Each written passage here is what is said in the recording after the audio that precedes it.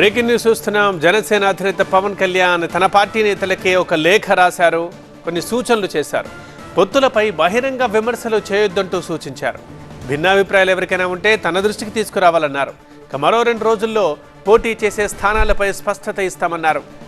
ఈ మేరకు పార్టీ శ్రేణులంతా అప్రమత్తంగా ఉండాలని, పొత్తులపై ఎలాంటి బహిరంగ వ్యాఖ్యలు చేయకూడదని, ఏవైనా భిన్నాభిప్రాయాలు ఉంటే తన దృష్టికి తీసుకురావాలని పవన్ కళ్యాణ్ తన పార్టీ నేతలకే ఒక లేఖ రాశారు.